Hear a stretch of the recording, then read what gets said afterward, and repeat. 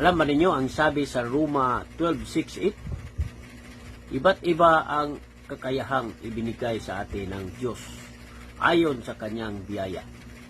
Kaya gamitin natin ang mga kaloob na iyon. Kung ang kaloob ng isang tao ay pagpapahayag ng salita ng Diyos, kailangang ipahayag niya ito ayon sa kanyang pananampalataya. Kung ang kaloob niya ay paglilingkod sa kapwa, maglingkod siya. Kung magtuturo siya. Kung magpapayo siya ng mabuti. Kung magbibigay siya ng maluwag. Kung mamumuno siya ng buong sikap.